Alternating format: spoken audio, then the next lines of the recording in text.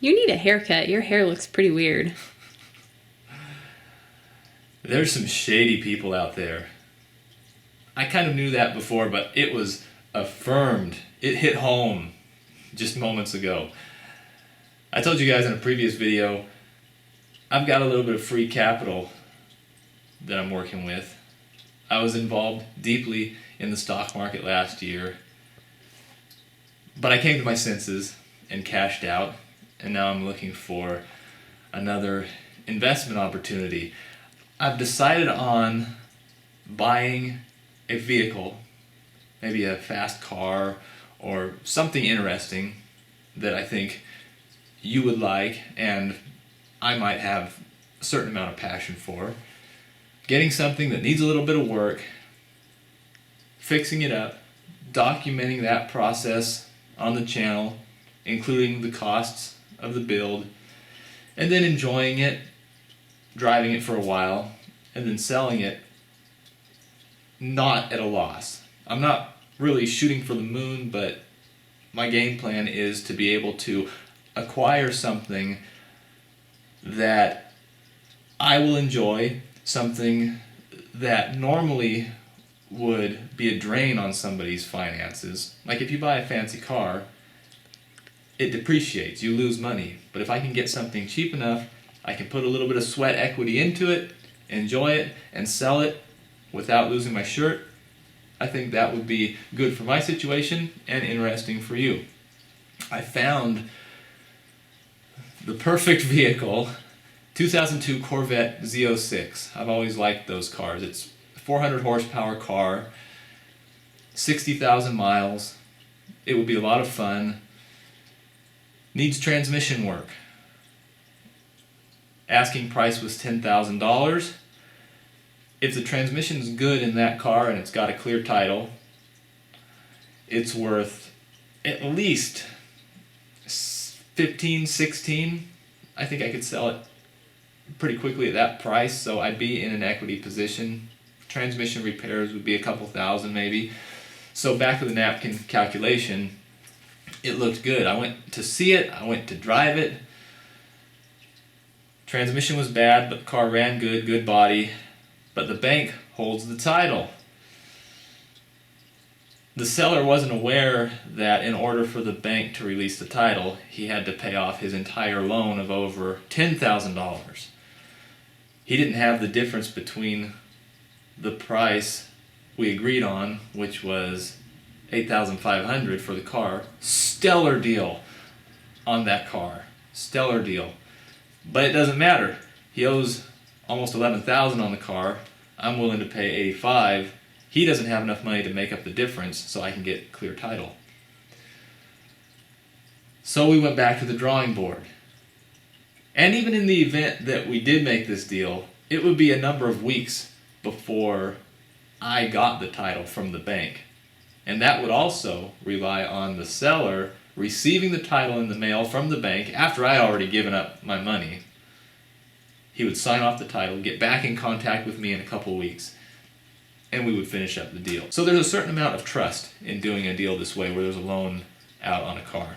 He didn't have enough money, but he did have a big old couch of a motorcycle for sale that he owned outright. Motorcycle's worth $7 or $8 maybe. I said, okay, I'll pay for both of them. I'll buy both of them.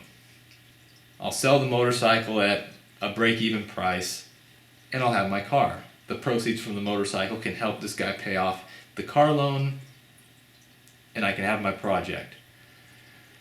We agreed to $17,000 for both, which is a decent chunk of change, especially considering all the factors involved. I'm not just buying the car I want for $8,500. I'm paying $17,000, and I have to get rid of a motorcycle in the process. But I was willing to do the deal because I think a Corvette project would be interesting for the viewer.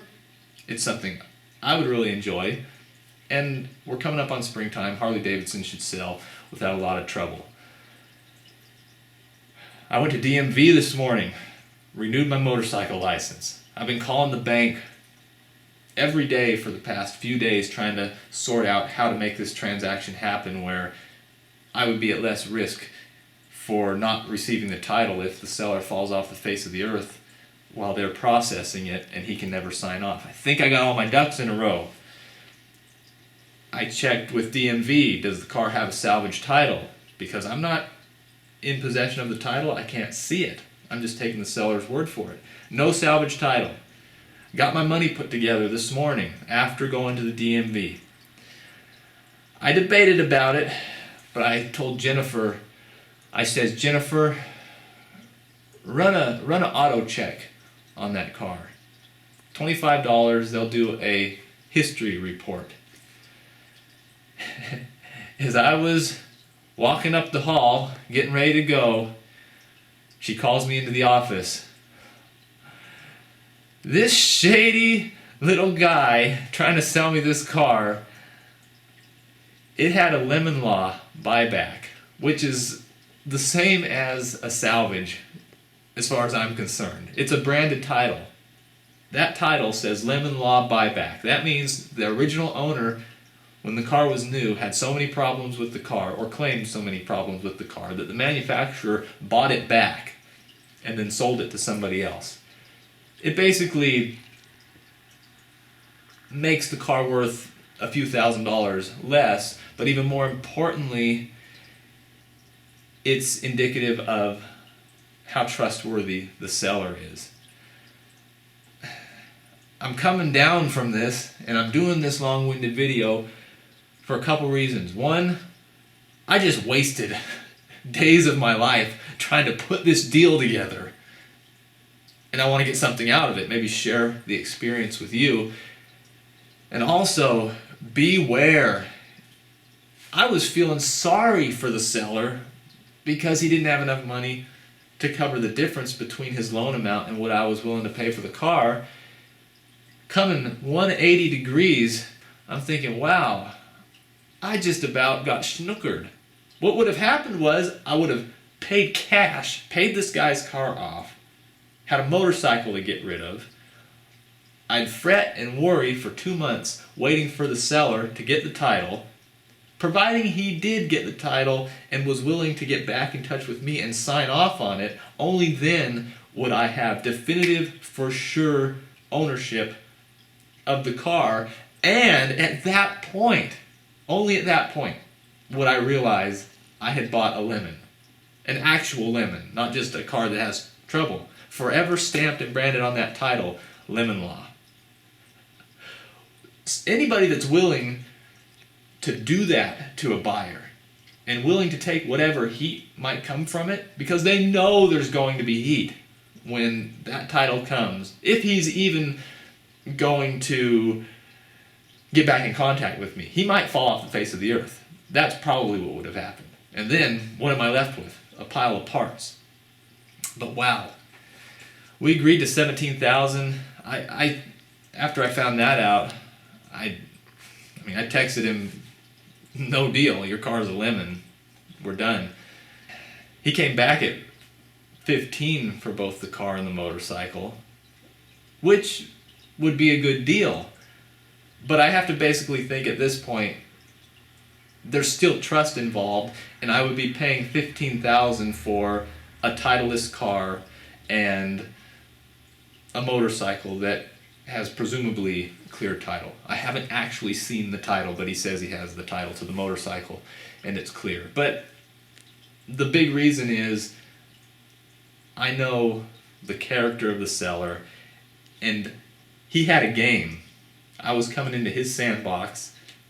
He had a game he was playing with me, and I don't know if I'm aware of all the different aspects of his game. It might have just been trying to pass off a lemon law car, or there might be more aspects of it.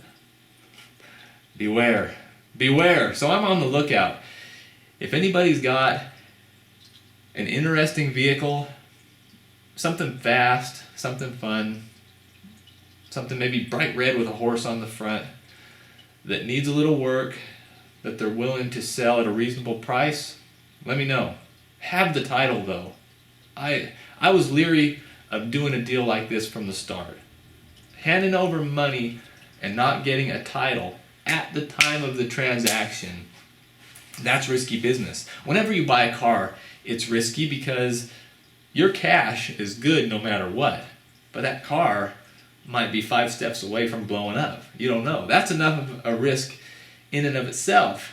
Throw the mystery of title in there with an unscrupulous seller, whoo, that tips the risk scale out of favor. I worked on the Shasta video though. Shasta number 19 is just about ready. Just need to polish it up, trim it up a little bit. I'll have that out for you. Maybe I'll find another deal on a car. Thanks for watching.